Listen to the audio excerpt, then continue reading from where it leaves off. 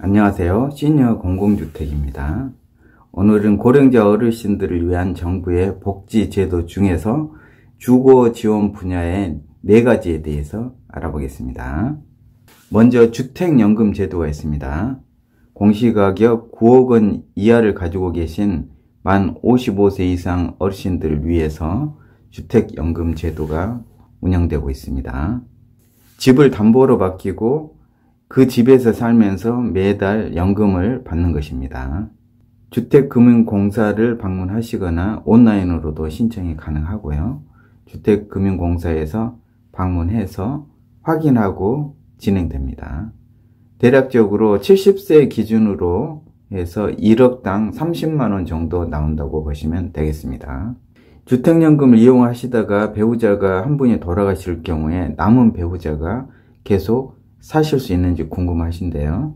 자녀들의 반대만 없으면 계속해서 이용이 가능하고요. 혹시 자녀들이 반대할 수도 있기 때문에 요즘은 처음부터 신탁형 주택연금 제도가 만들어졌습니다.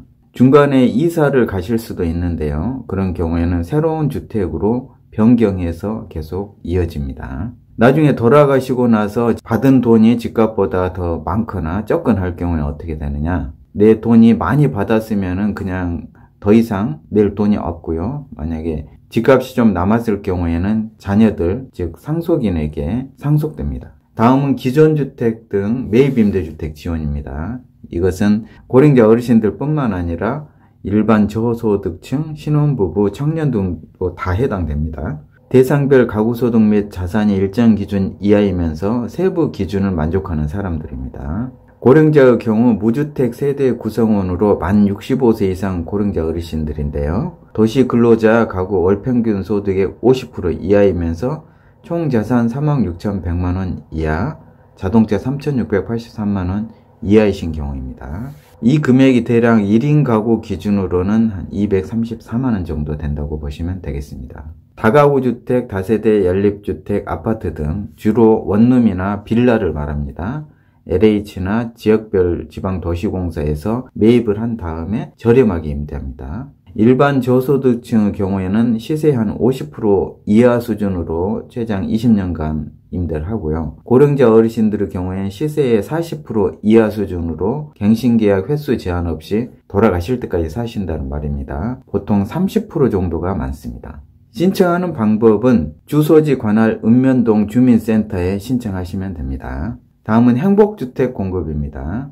자격을 충족한 무주택자 또는 무주택 세대 구성원이 신청하는 것입니다. 그 중에서 고령자 어르신들, 만 65세 이상 어르신들은 월평균 소득의 100% 이하, 자산은 3억 6,100만원 이하, 자동차 3,683만원 이하입니다. 1인 가구는 20% 가산, 2인 가구는 10% 가산해서 계산을 하고요. 예를 들면 3인 가구로 봤을 때 이 100%라는 기준이 3인 가구로는 671만원 정도 됩니다. 공급 비율을 보시면 일반형 행복주택의 경우에 고령자 어르신들 20%를 넣게 되어 있고요. 산업단지형도 고령자 10%, 고령자 어르신들을 위해서 10에서 20% 정도 함께 공급하게 되어 있습니다. 60제곱미터 이하 주택을 계층에 따라서 시세의 60에서 80%로 6년에서 20년까지 거주 가능하도록 공급하는 것이고요. 입주자 모집 공고문에 따라서 신청하셔야 됩니다. 주로 마이홈에 입주자 모집 공고문이 올라오기 때문에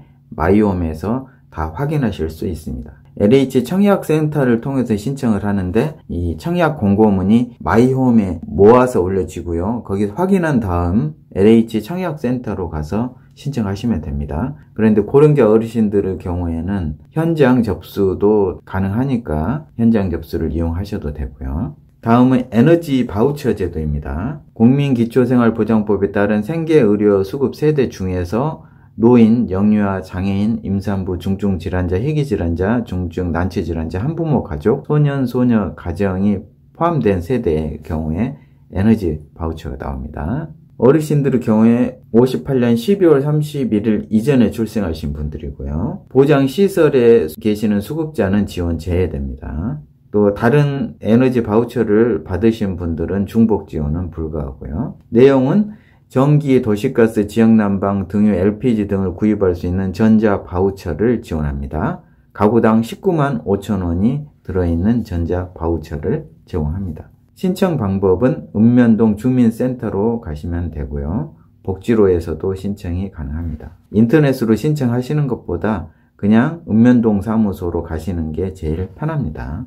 사용 방법은 하절기 바우처는 전기 요금에서 자동으로 차감하는 방식으로 지원이 되고요. 동절기 바우처는 요금 차감 방식과 실물 카드 중에서 선택해서 지원받으실 수 있고요. 요금 차감 방식은 전기나 도시가스, 지역 난방 세 가지 중 하나를 선택해서 요금에서 자동으로 차감받는 방식이고요. 실물 카드는 직접 은행이나 카드사를 통해 국민 행복카드를 발급받아서 전기, 도시가스 요금을 결제하거나 등유, LPG 등을 구입해서 사용하는 방식입니다. 요금 차감은 지원기간 내에 에너지 공급사에서 차감 신청 및 요금 고지서가 청구된 경우에 한해서 지원되니까 이걸 함께 하셔야 되고요. 국민행복카드는 지원기간 내에 결제를 모두 하셔야 합니다. 이 내용은 정부에서 해마다 발간하고 있는 나에게 힘이 되는 복지 서비스, 그 중에서 노령층을 위한 2023 나에게 힘이 되는 복지 서비스 내용을 정리해서 말씀드렸습니다. 오늘 또 함께 해주셔서 감사드립니다.